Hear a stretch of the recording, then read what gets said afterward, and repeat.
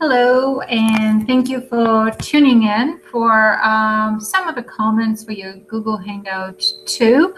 And I had some issues with yours as far as yours was having some technical problems, and I think it was Christine this time, but a little bit of noise. So it took me several times to read through it, so I might not have caught all the issues that you discussed. I'm going to start with some of the things you were discussing on. I'm going to start with Kristen on fusion centers.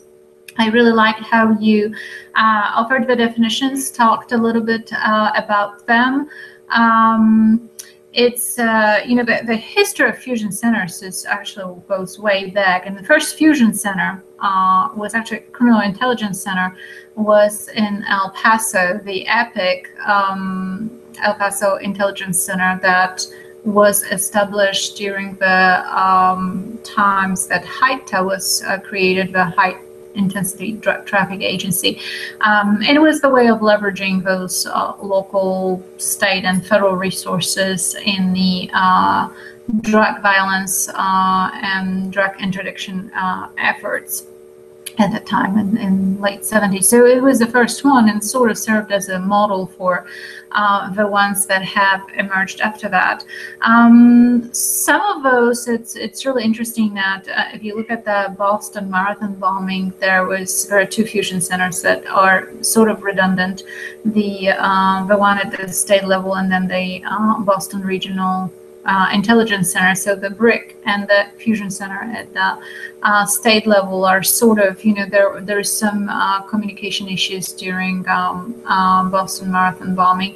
But there is a little bit less than 80 now. That number fluctuates with 70 some across the country. And Kristen, you talked about how they have DHS, of course, has a way of praising their mission and function and what their role is, and you called it propagandist. I really like that. But they're supposed to receive, analyze, gather, receive, analyze, and disseminate all types of intelligence and fuse it. And the important thing here is the coordination about different levels of law enforcing across different jurisdictions.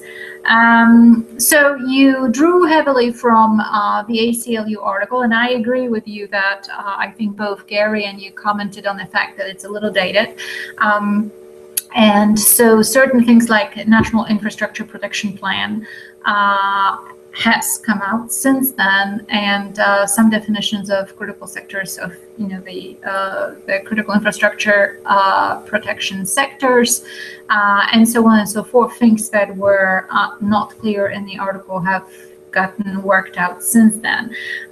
But some of the things that the article does discuss are still valid, like the ambiguous lines of authority of fusion centers. So, the question that sort of got worked out in the emergency management and crisis management through the concept of unified command, and not necessarily who is in charge, but who is in charge of what kind of responsibilities, and practicing and applying those unified command standards. Manipulation of different laws to place fusion center in sort of a gray area as far as the legal accountability, sort of like a judge shopping. The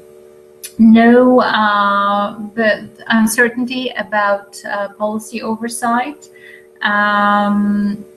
lack of proper assessments, the guidelines for private companies to share data. I think Gary talked a little bit about that, and the data mining by government entities and things like that. So then you went into discussing the critical infrastructure and the definitions and so on from the last few years. And I think you had a discussion on the military, and you brought a really good points on National Guard having a dual use, depending whether it is activated for national defense, and then it's part of the DoD, and it's under the different statutes, and then of course that's when the Polskie Komitatus is relevant, and then of course when it's at the use of the state governor for engagement as a civil support function. And I think that's very important to bring out, because actually the role of the National Guard was not that clear in during Katrina.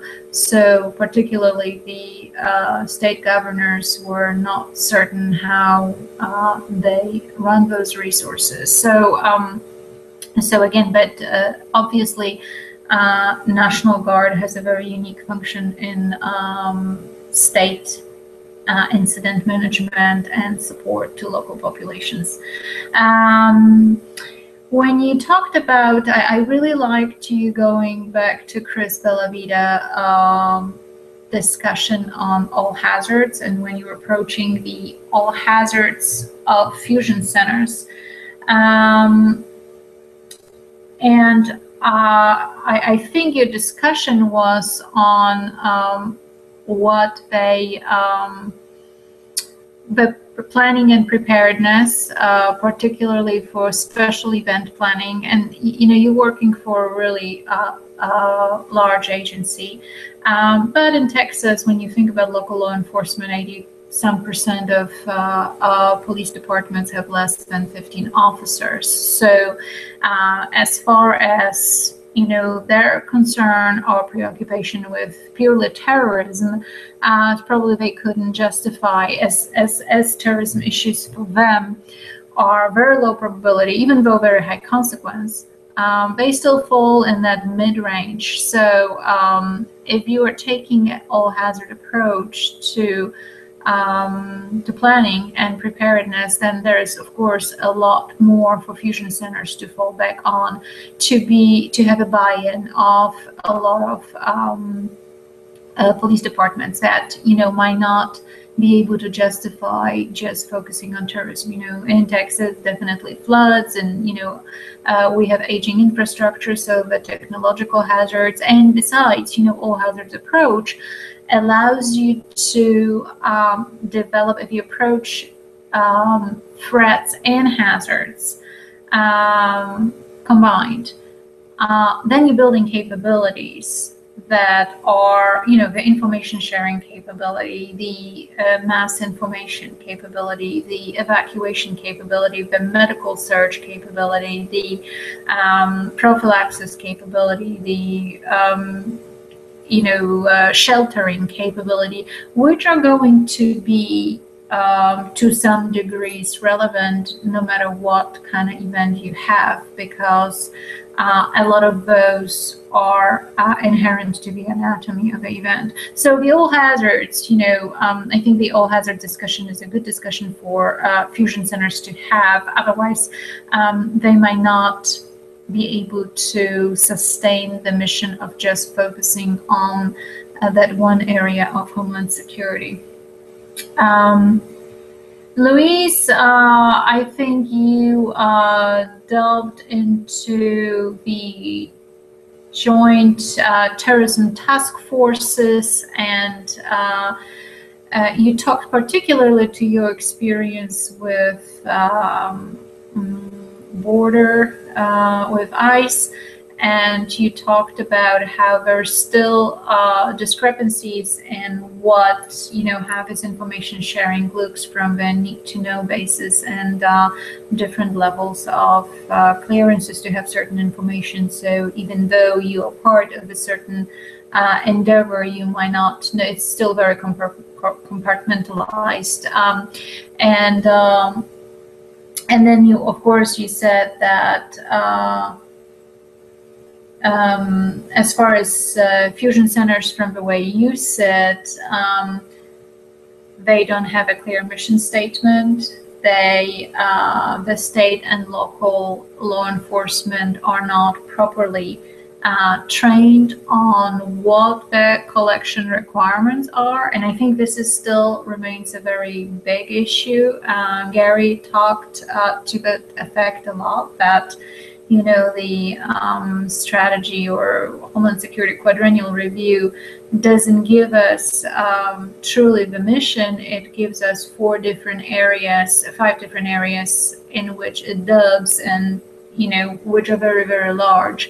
And so sifting through collection priorities would be very difficult, or there's little guidance for local law enforcement or state.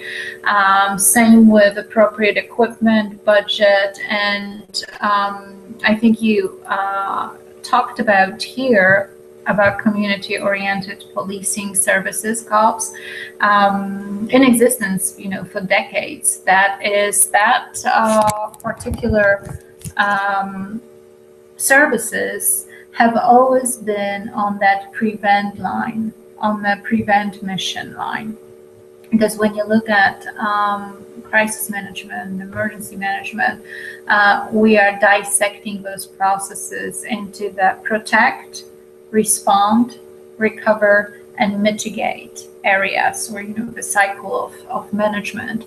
And when you're talking about hazards, it's not, even though it's all hazards, but when you're talking about non-intentional events that were not man-caused, you have plan and prepare. When you're looking at the human cost, you tend to have a nomenclature of prevent mission area. I call it all P, whether it's prevent, plan, prepare.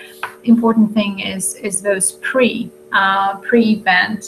activities. So you talked about better leveraging of some of those programs, like community-oriented policing services, that historically are the ones that tend to go towards prevention, so very proactive, in contrast to generally, criminal law investigative missions are, very reactive post facto.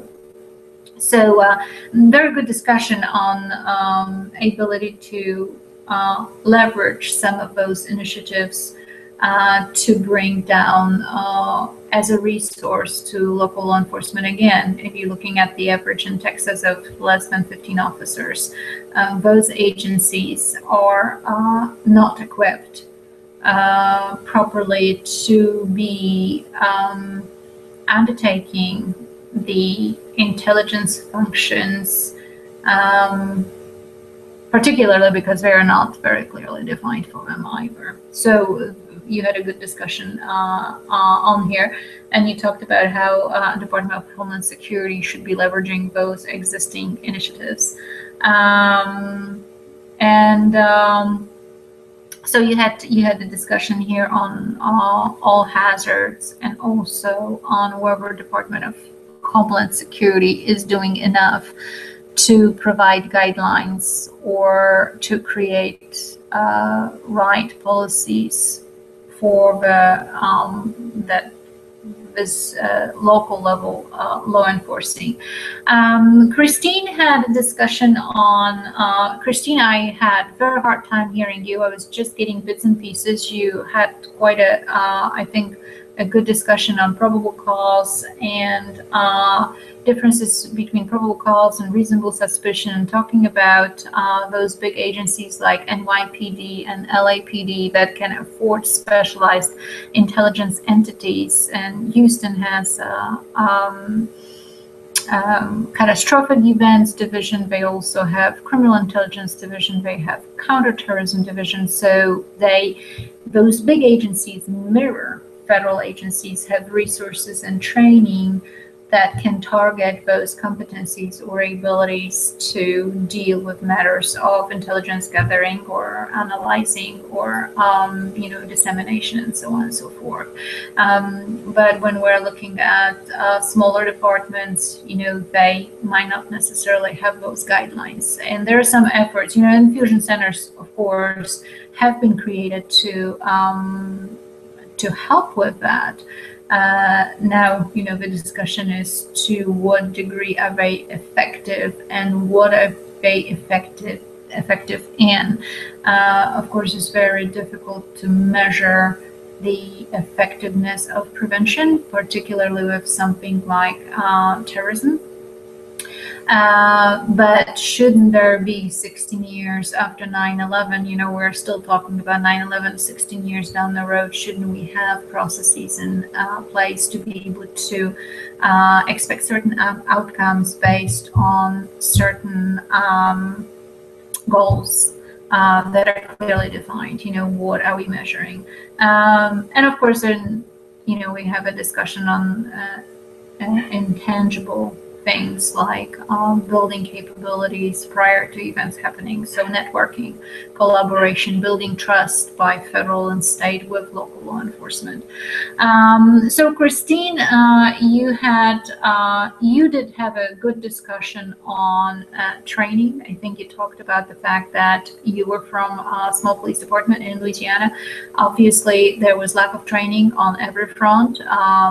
And when we're talking about training, how to spot that somebody's getting radicalized in a community, how to be aware of certain mental health issues that could lead to, active shooter events, how to spot unusual activity that has to do with building a biological weapon. We know local law enforcement might be the ears and eyes on the ground, but do they have proper education and proper competencies to be, to know those topics and those domains? Obviously, they might be very well versed in gang activity in the area and doing a lot of, intelligence gathering in those areas. Do those, translate into some others? And and this is the guidelines where we would expect those fusion centers to spearhead perhaps those initiatives. So you talked about training law enforcement officers better. That's of course a source of funding that goes back to the argument that Louis made about cops. Community-oriented policing services have started the school resource officers programs. It was through COPS that school resource officers were funded initially when they first started having them. Now, of course, for most part, most of the school resource officers funds through COPS have been exhausted, but in the process, the school law enforcement has become a part of the organizational culture of schools that used community-oriented policing services for the contracts with SROs. Now dedicate resources to hiring contract police. And, I'm not promoting school resource officers in schools here. I'm just saying that sometimes those other programs are good to start something. And that would be one area, education of local law enforcement. If they have that mission, that Homeland Security mission at the local level, to what extent are they equipped to carry it? And I think you had a good conversation on that. And also you talked about that most of the funding goes on hardware. And that's very interesting. The Urban Area Security Initiative grants, UASI grants, they often grant the hardware, the technology, the equipment, the mobile incident command posts and things like that. And so you are addressing more the soft side, the leadership, the decision making, the awareness, the ability to do, the situational scan and things like that. And of course, analysis.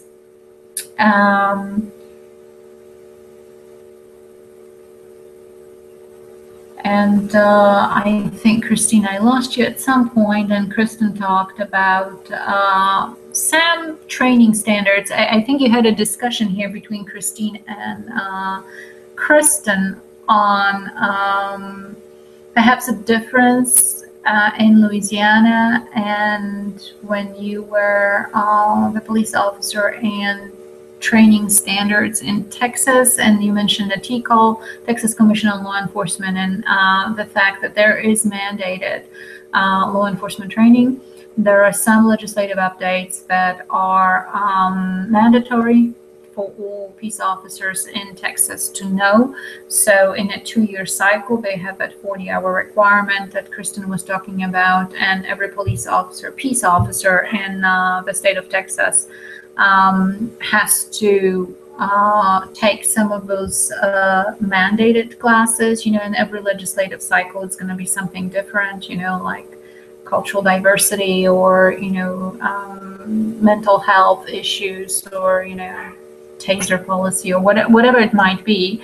And then legislative updates, and then the other training that could be individualized to the needs of the agency or particular police officer. But 40 hours for a 2-year cycle, of course, is not a lot. And Kristen, you mentioned, you know, your department being so huge, you can afford to have a standard of 80 hours in a 2-year cycle. So you double the minimum standards for the state. But again, when you look at smaller police departments, they probably just, you know, half the officers meet the requirements of 40 hours in biennium. So yes, you know, there are some educational standards. How much of the training is available beyond that? Again, it depends on leveraging other resources, applying for grants, being in the vicinity of other larger police departments, you know, and collaborating and communicating with them. So interesting discussion. Definitely this for smaller police departments is an issue. You know, and they are in a more reactive role than proactive role. So responding to service calls and responding to in a response mode than they are in a preventative mode. Obviously, that's a concern as well. Gary, I'm going to go back to your discussion on both Treverton and Loventhal with the arguments that they crafted for politicization of intelligence. Obviously, if you look at foundation of intelligence studies, Sherman Kent, and the fact that the intelligence community is there to warn, and the policymaker is there to heed the warning, but the two processes should be clinically separated. Obviously, it's, as you mentioned, naive. Intelligence processes at the national level are obviously for the use of the policymakers. So they are, even the lines are there to, as you said, quite remarkable in Loventhal that the lines are there to separate. Loventhal talks at length, and I don't know if it's in the latest edition, about personalities, about how different intelligence community, whether it was the Director of National Intelligence or Central Intelligence Agency, the Director of Central Intelligence, depending on its structures, how they worked with the presidential office, you know, and the history of, you know, affinities and personalities and conflicts and different agendas. It's very clear that intelligence serves the policy agenda of the policymaker. And so what are the ways to mitigate or minimize that that bias? And your I think what you hone in on, and you also do that in your discussion boards, is you looking at asking the right questions and making the right arguments is a good start. And so you mentioned, I think it was very interesting, you mentioned the dossier of and you talked about politicization of intelligence. This as an example of politicization. I actually think that the dossier is, borderline criminal. But the collecting, that reminds me the times in which I grew up, which was, of course, communist Poland, and we did have the internal security apparatus. That was the special security services, and so there was a domestic intelligence gathering, and of course there were files and cases, and some totally fabricated. So this is a slippery slope, and I think we are really witnessing quite a we are witnessing very interesting times in the intelligence community, to say the least, and that dossier is it's a very good example. Let me see. You had some issues with Treverton, both, I think, Kristen and Gary, as far as him providing enough evidence to support his claims, particularly with respect to the reasons behind going to Iraq and asking questions about weapons of mass destruction. And I also think that Gary, you mentioned that we did have all the pieces of intelligence prior to 9/11, but we're not talking to we. I really liked the way you put that. So, and 16 years later, we are still not asking the right questions. And you also talk about the fact that even open source intelligence was out there to help put the pieces together, but we were not asking the right questions. And you also mentioned something about the how domestic intelligence falls on politicization issue. Obviously, if you're looking at local law enforcement, chiefs of police are obviously nominated by the city councils and under the whim of city managers, and sheriffs. The political concerns are becoming a very big priority indicator around the election time. So obviously politicization is going to be, you can't avoid it at the local level either. So I think that your argument is not as much about politicization, it's about starting with a good question by the policymaker. And I think you've made some points about how we don't have those good questions for the Homeland Security agenda.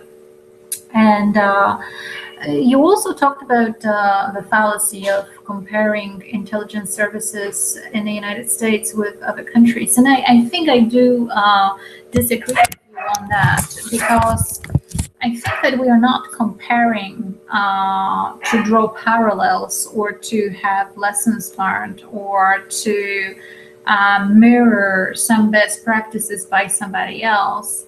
But we are comparing for other dimensions of intelligence. We are, certain aspects of intelligence like civil liberties or